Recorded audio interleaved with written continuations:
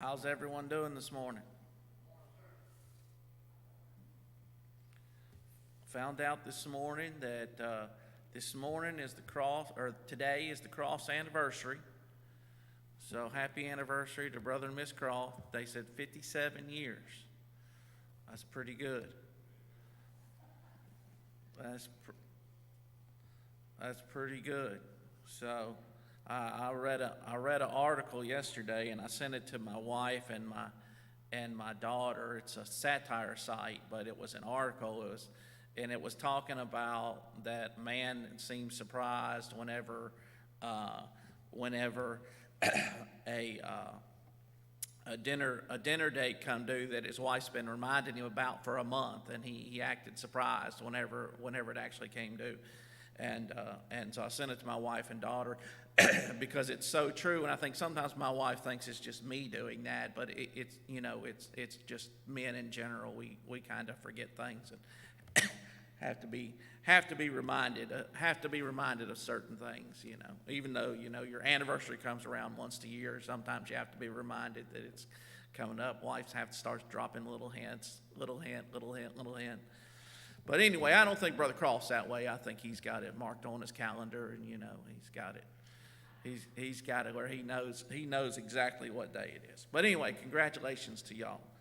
All right, if you have your Bible, turn to Jeremiah chapter number 38. We're gonna continue on where we were last week, and it appears just about everybody in here was in here last week, except maybe Brother Henderson. But anyway, Jeremiah chapter number 38, and start reading in verse number 14. Then Zedekiah the king sent and took Jeremiah the prophet unto him into the third entry that is in the house of the Lord. And the king said unto Jeremiah, I will ask thee a thing, hide nothing from me. Then Jeremiah said unto Zedekiah, if I declare it unto thee, wilt thou not surely put me to death? And if I give thee counsel, wilt thou not hearken unto me? So Zedekiah the king sware secretly unto Jeremiah, saying, as the Lord liveth, that made us this soul, I will not put thee to death, neither will I give thee into the hand of these men that seek thy life. Then said Jeremiah unto Zedekiah, thus saith the Lord, the God of hosts, the God of Israel, if thou wilt surely go forth unto the king of Babylon's princes, then thy soul shall live, and this city shall not be burned with fire, and thou shalt live in thine house. But if thou wilt not go forth to the king of Babylon's princes, then shalt this city be given into the hand of the Chaldeans, and thou shalt burn it with fire, and they shall burn it with fire, and thou shalt not escape out of their hand. And Zedekiah the king said unto Jeremiah, I am afraid of the Jews that are fallen to the Chaldeans, lest they deliver me into their hand, and they mock me. But Jeremiah said, they shall not deliver thee. Obey, I beseech thee, the voice of the Lord, which I speak unto thee, so it shall be well unto thee, and thy soul shall live. But if thou refuse to go forth, this is the word that the Lord hath showed me. And behold, all the women that are left in the king of Judah's house shall be brought forth to the king of Babylon's princes, and those women shall say, thy friends have set thee on, and have prevailed against thee. Thy feet are sunk in the mire, and they are turned away back. So they shall bring out all thy wives and thy children to the Chaldeans, and thou shalt not escape out of their hand, but shall be taken by the hand of the king of Babylon, and thou shalt cause this city to be burned with fire. Then said Zedekiah unto Jeremiah, let no man know of these words, and thou shalt not die. But if the princes hear that I have talked with thee, and they come unto thee, and say unto thee, declare unto us now what thou hast said unto the king, hide it not from us, and we will not put thee to death. Also what the king said unto thee. Then thou shalt say unto them, I presented my supplication before the king, that he would not cause me to return to Jonathan's house to die there. Then came all the princes unto Jeremiah and asked him, and he told them according to all the words that the king had commanded. So they left off speaking with him, for the matter was not perceived. So Jeremiah abode in the court of the prison until the day Jerusalem was taken, and he was there when Jerusalem was taken. So again, we looked at it last week. We were looking at Zedekiah here, and we spoke last week about how that God had allowed Jeremiah and Zedekiah to have a relationship, and Zedekiah, I believe, had a deep respect for Jeremiah. But there's a major difference in your life when you just have a respect for the man of God and when you take heed to the man of God and what the man of God has to say. And I mentioned last week how that Matthew Henry said that Zedekiah was a man who struggled between his convictions and his corruptions. And unfortunately for Zedekiah, his corruptions continued to overcome him. They continue to overcome him, and so we know how that he's, I mentioned that Zedekiah was a weak man, and we're going to see it again. We're going to see it again just in his insecurities, that he was scared that people were going to mock him. They were going to make fun of him. They were going to make fun of him, and because of that he made a choice. He made a choice that cost him so much more because he was scared someone was going to laugh at him. And so we also looked at last week how the princes had Jeremiah put down in a dungeon down in the mire and left him there to die. And the king said, "Look, I'm just the king, but what can I do about it?" To the princes whenever they wanted to do it. And we talked about how the Ethiopian eunuch went to the king and petitioned to the king to have Jeremiah pulled up out of the mire, and so Jeremiah was pulled up out of that mire. And now here again we have Zedekiah. This is right after he was taken out of that mire in verse number 12. And no doubt he got himself all cleaned up, and they put him back in the court of the prison, and so there he was in that prison. And so Zedekiah's like, okay, he's back, and I need to talk to him again. And I've mentioned it a bunch of times, but the message does not change. The message does not change. Let me look right here in my notes right here. In chapter number 21, verse number 8, in chapter number 21, verse number 8 of Jeremiah, it says, "And unto this people thou shalt say, Thus saith the Lord, Behold, I set before you the way of life and the way of death. He that abideth in this city shall die by the sword, and by the famine, and by the pestilence. But he that goeth out and falleth to the Chaldeans that besiege you, he shall live, and his life shall be unto him for a prey. For I have set my face against this city for evil and not for good, saith the Lord. It shall be given into the hand of the king of Babylon, and he shall burn it with fire." So again, the message doesn't change, Brother Parks. It does not change. Now, possibly, had they truly repented, God allowed Nineveh to repent. Had they truly repented, with their whole heart repented, and turned completely away from their idols, and completely away from the false gods that they worshiped, and completely away from their corruptions, and turned completely to God, maybe God would have done something different. But they never had it in their heart to do that. We're also going to see that at the same time that Jeremiah was preaching, Ezekiel was preaching to them as well, and he was prophesying the same things that Jeremiah was telling them. So it wasn't like it was just Jeremiah was the only one. Ezekiel was also prophesying to them, and we'll look at that. I hope we get to it this week, but if not, we'll look at it next week. But he was prophesying the same things. He was telling them that, hey, the Chaldeans are going to come, and they're going to take you. They're going to take this city, but they refused to listen. And so again, in this passage we're looking at right now. So now here is Zedekiah, and he brings up Jeremiah again, and he brings him, and he's got him off, and he's doing this secretly. Why? Because he was scared of the princes. He was scared and you know what fascinates me, brother Brother Croft, that if I were a king and I had these people that I was scared of, if I were the king, I'd be like, you guys are about to go. I'm about to order my service to take you guys and take you out of here. I'm not going to have people that are so corrupt and so bad that I'm scared for my own life that I can't even let you guys find out who I'm having a conversation with and what that conversation was about.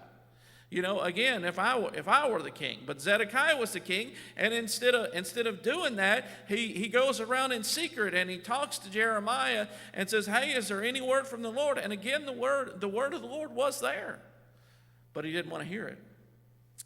And so in verse number 15. Jeremiah says, then Jeremiah said unto Zedekiah, "If I declare it unto thee, wilt thou not surely put me to death?" Again, Jeremiah did not have a lot of confidence in Zedekiah that his convictions were going to overcome his corruptions. And he's like, "Look, you've already turned me over to these princes, and you knew and I knew they intended to kill me, and you told those princes you didn't have any power to do anything against them, and you let them send me and put me in a dungeon and put me in a spot where I was going to die." And so here is Jeremiah saying, "Look, if I tell you this, are you're just going to kill me?" But then he says, "And if I give thee counsel, wilt thou not hearken unto me?" So he's saying, look, he said, what's the point of me telling you? Why should I even tell you? And I'm like this. I may have told this to y'all before, but where I work, I used to train a lot of people. And when I train people, I actually like to train people who'd never worked in the industry before, Brother Croft. I didn't like bringing someone in who'd worked for another competitor, because when you bring them in and they've worked for another competitor, they've got all these habits from working from the other competitor that don't necessarily transfer over to working on our equipment. Now, a lot of stuff is the same, but we have ways that we want it done, and we want you to do it that way. And every person who came from a competitor always tried to do it their old way instead of trying to learn the way we wanted to learn. And so we had this guy that they hired in, and it was just a bad deal. They hired him in. He'd worked for an air compressor company at some time, and he was driving tractor trailer. That should have been our first clue, Miss Jimmy, that he probably wasn't an air compressor man, because he was driving tractor trailer when they hired him, and he hadn't worked on air compressors for a while. But Brother Parks, the first time he ever came to the office, we were out, and Levi's not in here, but Levi would know because he could picture it. But we had all our vehicles parked outside, and we're all standing out there, and he comes pulling in his truck. And there's 4 technicians standing around, and he walks around us to go straight to the branch manager. Never says hello, nice to meet you. Hey guys, I'm the new technician. Looking forward to working with you. Not a word. He goes straight in and talks to the branch manager and never says a word to us. And so he started off on the right foot, and he just continued on the right, on the wrong foot. Started off on the wrong foot and continued on the wrong foot. So I took him out, and I'm like, "Hey, all right, let me show you this." And I'm telling him. And his favorite words were, actually. And Brother Croft, it didn't matter whether you were talking about you being a firefighter. It didn't matter whether you were talking about, where they grow rice in China. It didn't matter what you were talking about. He was going to say, "Well, actually." He could not let a conversation go by without him trying to make himself appear more intelligent than you. And so we're sitting there talking, and I'm explaining him stuff, and he actually me one too many times. And I said, "All right, that's it, we're done." And we just did the service. And the next day, they sent him out on an emergency call, and he called me because he couldn't figure it out. He called me and he said, "Hey," he said, "this thing's going on, and I'm not sure what's going on." And I said, "Well, you remember yesterday when I was trying to tell you something, and you said, 'Well, actually'?" He said, "Yeah." I said, "Yeah, I was trying to explain that to you, but since you didn't want to listen yesterday, I guess you need to figure it out today on your own." And I didn't tell him, because you just come to a point where it's like, look, if you're not going to listen, I'm not going to waste my breath trying to tell you. And I tell them all the time, you bring someone in who's willing to learn and eager to learn, I'll talk and talk and talk, and even if he's having trouble getting it, as long as he's trying to learn, I'll keep talking. But if I get someone that's giving me I don't need you anymore, then guess what? I don't need to talk anymore. And so Jeremiah says, look, what's the point of me telling you? I've already told you. The message hasn't changed. Me and Ezekiel have preached the same message over and over and over and over again, and you're not listening. So, if I tell you, what's the point of me telling you? Look at the response. So in verse number 16, so Zedekiah the king swore secretly. Again, he's scared somebody's going to find out that he was even speaking to Jeremiah.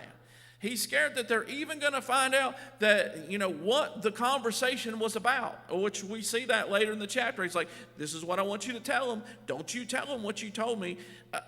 Again, this was a private conversation.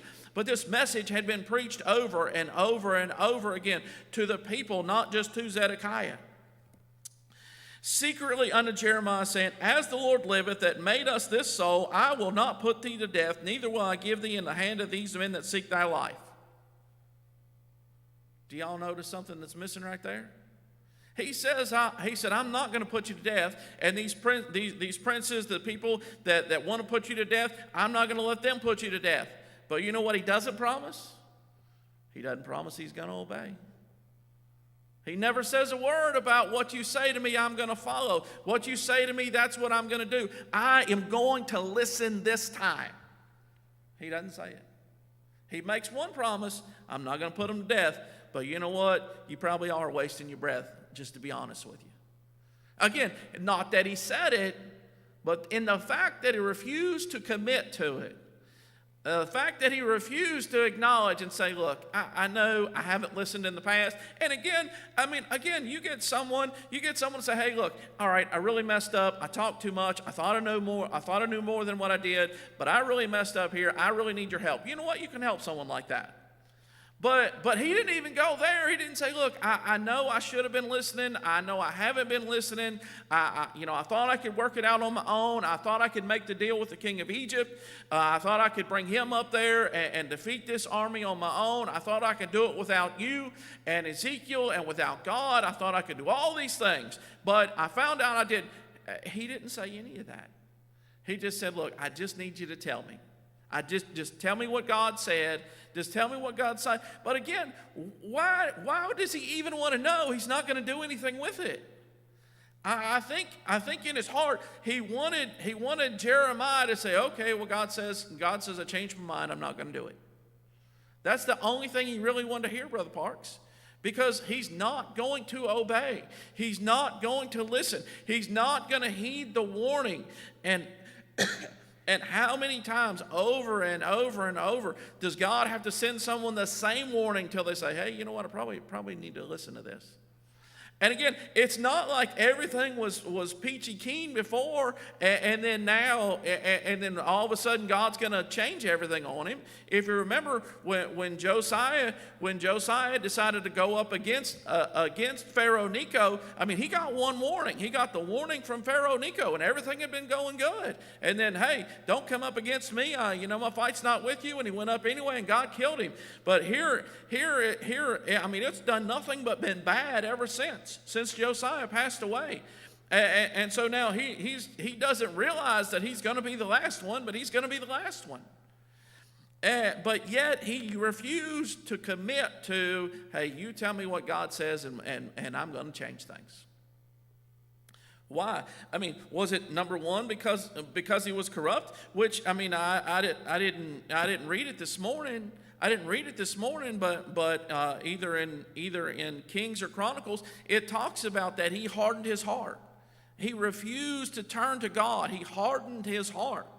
He hardened his heart so that so even though God said, hey, do this and I'll let you live. Do this and I'll let your family live. He hardened his heart against it and said, no, I'm not going to do it.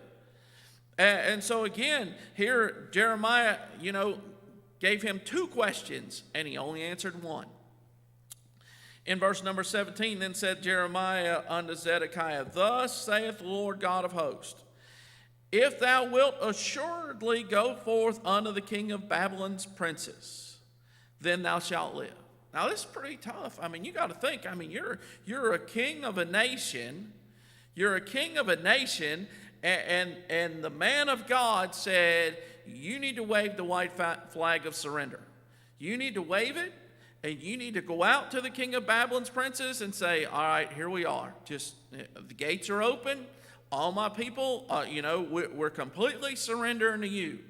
But God told them over and over and over, if you want to live, that's what you're going to have to do. And that would have been a tough thing. I mean, I can understand that if you're a leader of a nation, the worst thing you want to do is basically say, hey, we completely surrender. We turn ourselves over to you. But you got to think about this. Who made Zedekiah king? Who made him king? It was the king of Babylon. That's who made him king. He's the one that set him up. He's the one that took his brother out, took his nephew out from being king, and then set him up to be king. And he made an agreement. He made him swear, but he rebelled against that agreement between him and the king of Babylon.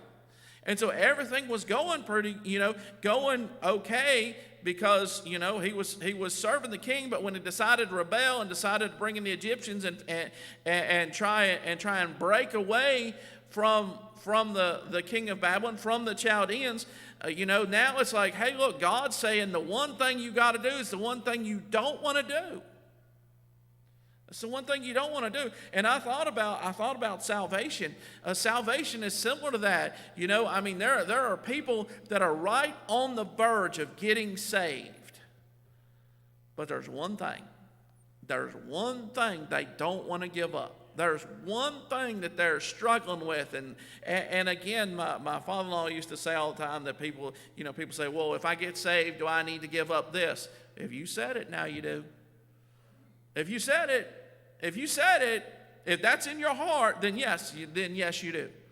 In general, again, your heart, in general, when you get saved, there's not specifics. You just repent of everything.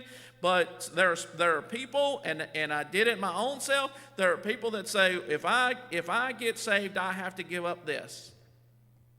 Okay, yes, you do. Yes, you do, because you made it an issue between you and God, and you set that thing up in a higher pedestal. I want this more than God. And if you're ever going to get saved, you're going to have to decide, I don't want this. I want God more. And so here is Zedekiah, and he's got himself in this bind because God is telling him, you need to do this, and he's already rebelled against the king of Babylon. And he's like, I don't want to do that. And so Jeremiah's like, look, the message is not going to change. It's not going to change. You can come to me next year, the year after. It's going to continue to be the same until God brings it to pass. The message is the same.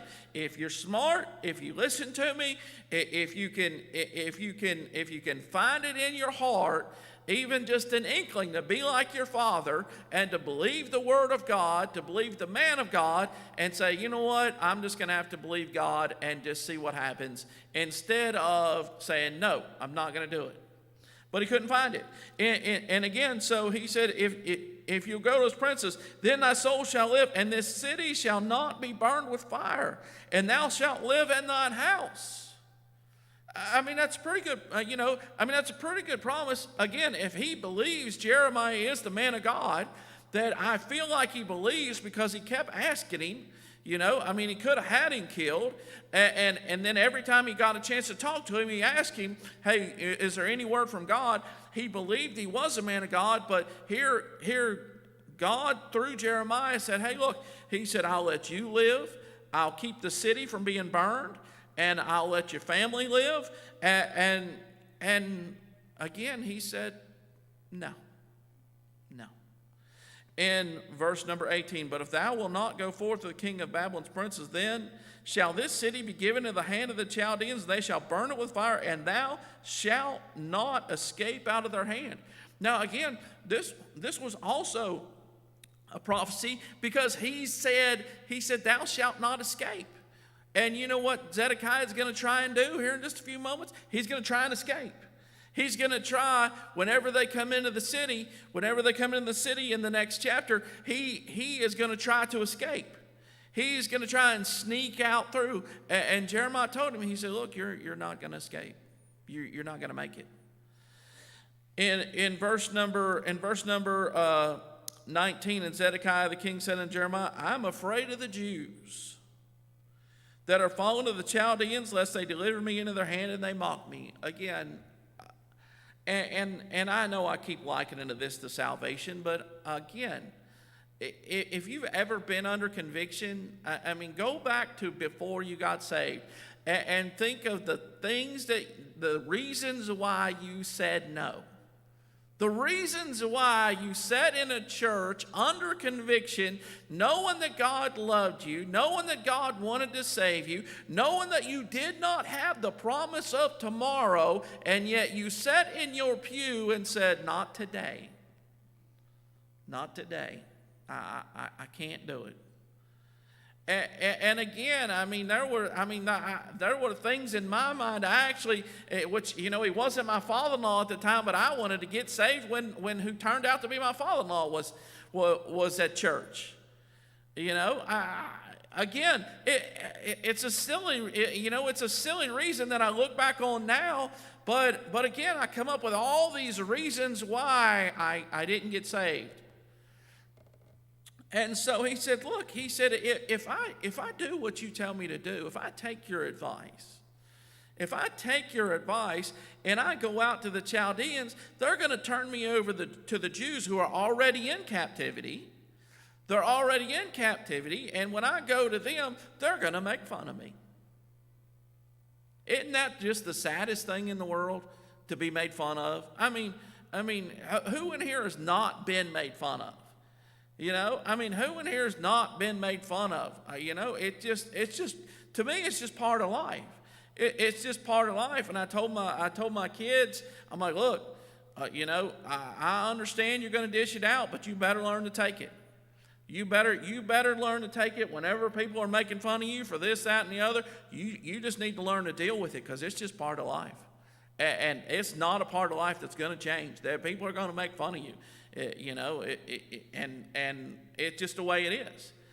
But here Zedekiah needed a psychiatrist to sit down and say, well, you know what? Why are you so worried about people making fun of you?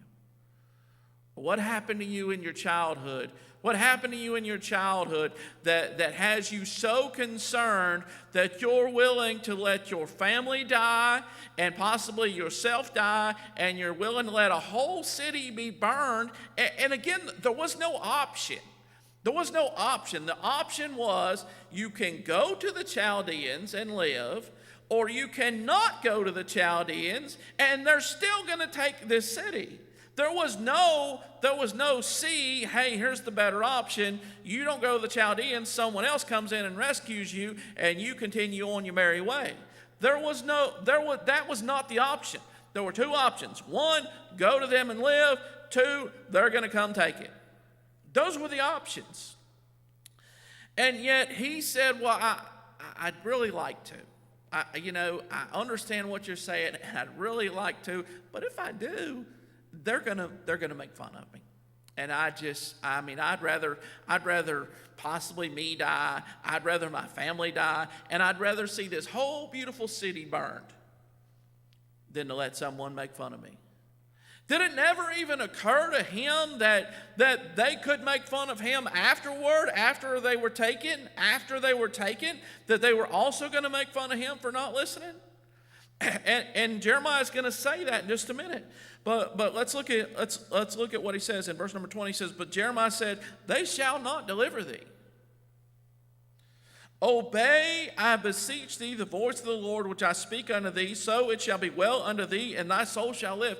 He said, look, I'm giving you this promise right now. I'm giving you this promise that the thing that you say you're worried about is not going to happen. It's not going to happen. They're not going to deliver you, and they're not going to make fun of you.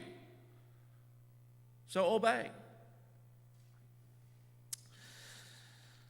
Verse 21, but if thou refuse to go forth, this is the word that the Lord has showed me. And again, I mean, this happened just in the conversation. You're going to see, we're going to see maybe in a couple weeks, we're going to see another time where someone asked for counsel from Jeremiah and he put them on hold for 10 days.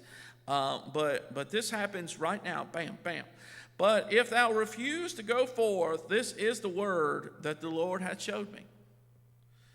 And behold, all the women that are left in the king of Judah's house shall be brought forth to the king of Babylon's princes, and those women shall say, thy friends have set thee on and have prevailed against thee. Thy feet are sunk in the mire, and they are turned away back. The women of the house are going to say, Zedekiah is a weak man. Zedekiah is a weak man because the princes are the ones that caused him to turn away from serving the king of Babylon, and they're the ones that convinced him to do the things that he's doing because he is a weak man. He is sunk down in the mire, and he can't turn around because he's sunk down in the mire because his corruptions have overcome his convictions. Jeremiah said, look, you don't need to worry about them making fun of you. Just obey, and it's not going to happen. But he said, if you don't obey, there are women that you're going to walk out of this room and you're going to look at in their face, and those are the women that are going to say to the princes of Babylon, he is a weak man, he is a weak leader, he has no spine, he has no backbone, and because of that, the princes that are around him prevailed upon him, and that is exactly why we're in the shape we're in right now, because he's a weak man. That's pretty tough. I don't know any man that I know of that wants to hear, you're just weak. You're just weak. That's your problem. You're weak, whether it's physically strong or whether it's mentally strong. But Jeremiah told him, this is what the women, they already thinking about you right now, but this is what they're going to say about you when they get the opportunity. This is what they're going to say. He said, so they shall bring out all thy wives and thy children to the Chaldeans, and thou shalt not escape out of their hand, but shall be taken by the hand of the king of Babylon, and thou shalt cause this city to be burned with fire. Again, he says, look, he said, I want you to understand, there is no escape. There is no escape. There is no third option here. There is no, hey, happily ever after does not really exist here. The two options are go to the Chaldeans and live, or if you don't go to the Chaldeans and live, they're going to take you anyway, but they're going to take your wives, they're going to take your children, and they're going to burn this city with fire. There are not three options. There are only two. Then said Zedekiah unto Jeremiah, he said, well, we're not even going to deal with it. We're not even dealing with it. I'm not giving you an answer. We're not talking about it anymore. I've heard what you had to say. Now, here's what we got to talk about. Then said Zedekiah and Jeremiah, let no man know of these words, and thou shalt not die. He said, look, he said again, we're not going to talk about it. We're not talking about plan A or plan B. I appreciate what you had to say, but I'm really worried about these princes finding out what you said. Again, I mean, sometimes, again, in a church service where there's big conviction, and there comes a point where that person who's under conviction all of a sudden just shuts it off. Just bang, shuts it off. And they start playing with the little baby in front of them. They start distracting themselves and said, oh, we're not dealing with it. We're not dealing with it. I'll just go home. We're not dealing with it. He said then, but if the princes, so again, now again, he's talking about his own life. He's talking about his children's life. He may not understand that, but he's talking about his son's life. He's talking about a whole city being burned, and we understand that look, they're not just going to take this city without killing a whole lot of people. They're not just going to take this city without there being a lot of carnage. And we're talking about all that, and then the only thing he's concerned about is, look, I can't, just promise me that you're not going to tell them what we talked about. And let me tell you what, because I know these guys, and I know they're going to come to you, and I know they're going to ask you, and so because of that, let me tell you what I want you to say to them. And so what he says is, again, he doesn't tell him to lie. He just says, look, we don't need to tell them all the truth. We don't need to tell them all the truth. And if all you tell them is this, then they'll be fine.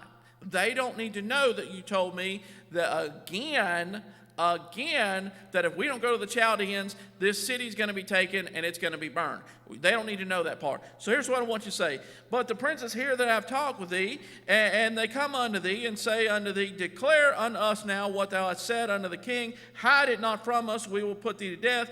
And what the king said unto thee, thou shalt say unto them, I presented my supplication before the king, that he would not cause me to return to Jonathan's house to die there. Jonathan's house was actually the first prison that he was in, not the second one. Jonathan's house was the first dungeon area that he was in.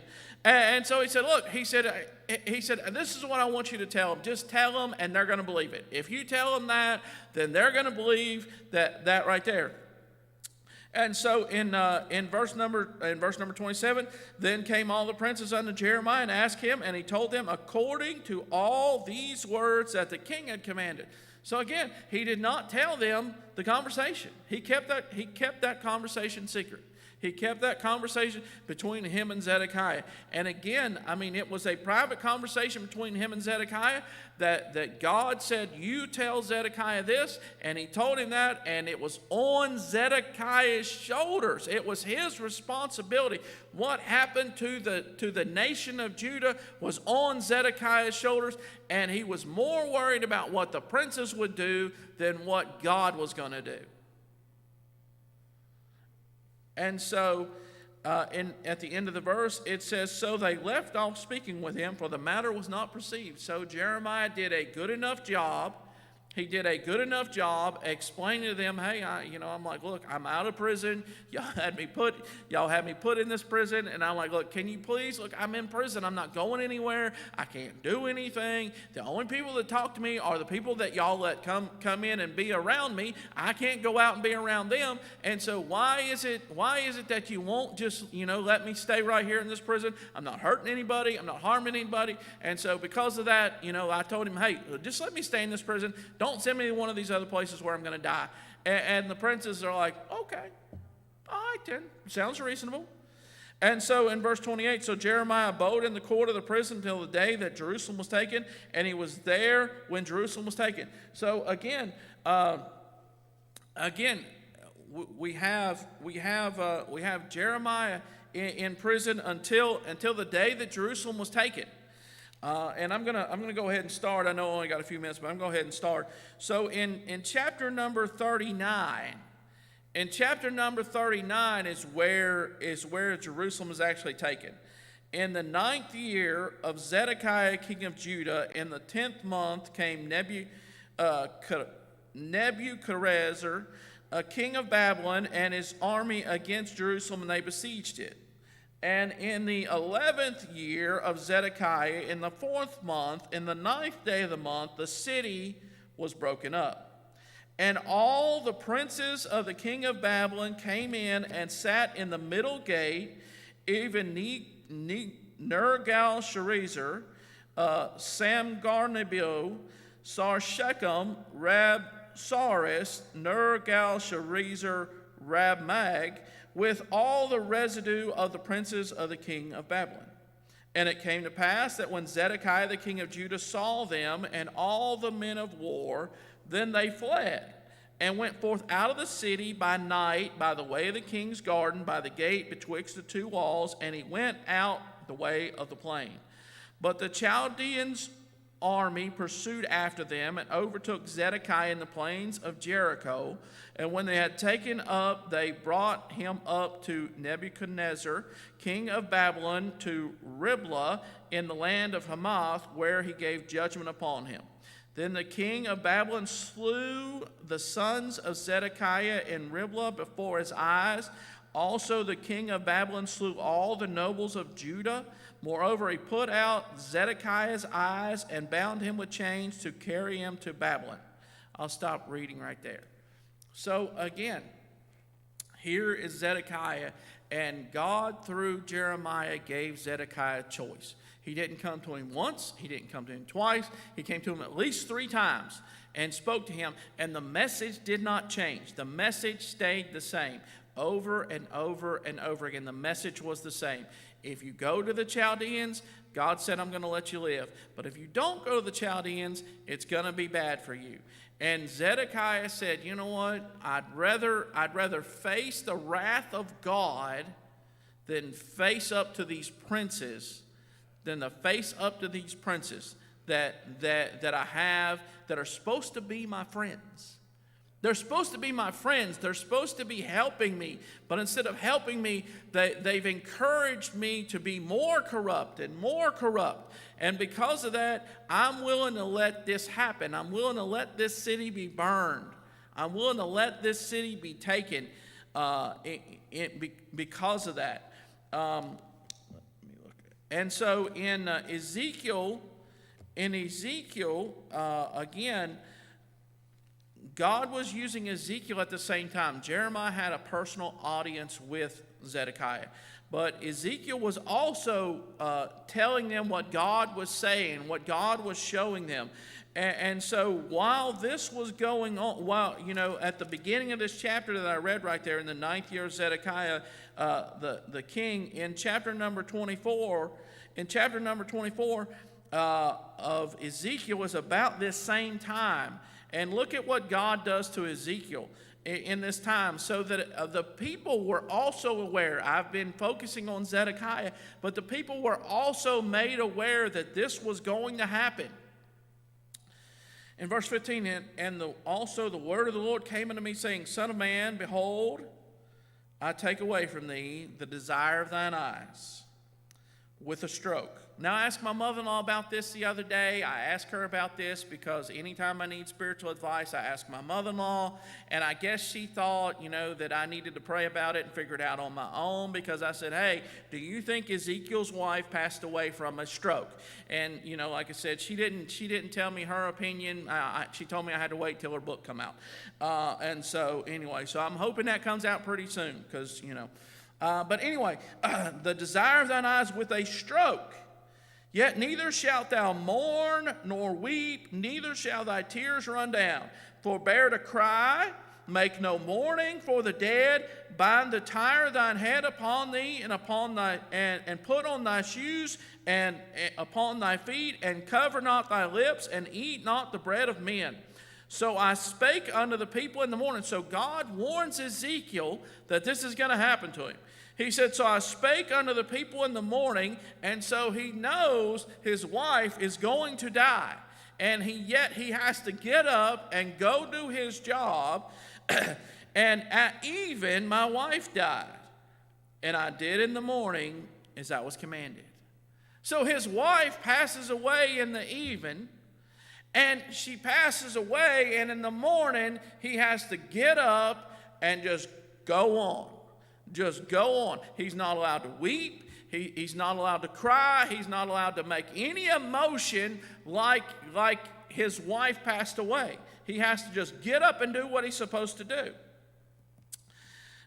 And the people said unto me, wilt thou not tell us what these things are to us, that thou doest so? So again, the people understood. They understood that Jeremiah was a man of God. They understood that Ezekiel was a man of God. They understood even that Ezekiel was speaking from the mouth of God, and God was doing things with Ezekiel to show them signs of the things that are going to happen to them. And the people figured out, hey, this means something. Your wife doesn't pass away, and you don't just go on like nothing happened. God did this for a reason, and God is trying to show us something. And so I don't know what he's trying to show us, but he's trying to show us something right here. So tell us what he's trying to show us.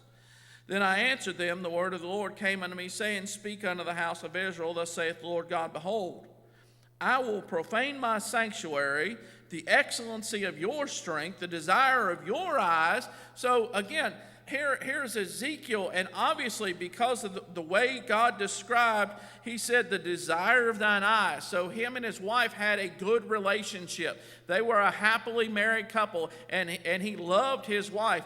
And so God said, I'm going to do this to the children of Judah. I'm going to do this to them also. So the things that you love, one day you're going to have to walk away from too. I'm going to take them from you, and you're going to have to walk away from them, and you're not going to be able to cry. You're not going to be able to mourn. You're just going to have to walk away from them. I will profane my sanctuary, the excellency of your strength, and the desire of your eyes, and that which your soul pitieth. And your sons and your daughters whom ye have left shall fall by the sword. And ye shall do as I have done. Ye shall not cover your lips, nor eat the bread of men. And your tire shall be upon your heads, and your shoes upon your feet. Ye shall not mourn nor weep, but ye shall pine away for your iniquities, and mourn one toward another. And then verse 24, thus Ezekiel is unto you a sign, according to all that he hath done shall ye do, and when this cometh ye shall know that I am the Lord God. Also, thou son of man, shall it not be in the day when I take from them their strength, the joy of their glory, the desire of their eyes, and that whereupon they set their minds, their sons and their daughters, that he that escapeth in that day shall come unto thee to cause thee to hear it with thine ears. In that day shall thy mouth be open to him which is escaped. Thou shalt not speak, and be no more dumb, and thou shalt be a sign unto them, and they shall know that I am Lord. And so God was saying, he said, look, he said, I'm going to take, he took his wife away. He said, I'm going to take the desire of your eyes away. The things that you love, your sons and your daughters, I'm going to take them away because you've not obeyed the voice of the Lord. And when I do it, you're not going to be able to mourn. You're not going to be able to cry. You're not going to be able to weep over them. You're just going to have to deal with it. You're just going to have to deal with it. And they're taking them into captivity, and because of that, they're going to have to take their stuff and take them into captivity. There's nowhere for them to sit down. You know, they're going to be driven, and so there's nowhere for them to sit down. There's nowhere for them to just stop and mourn. They're not going to be able to bury their dead. They're not going to be able to do anything but just be taken off into captivity.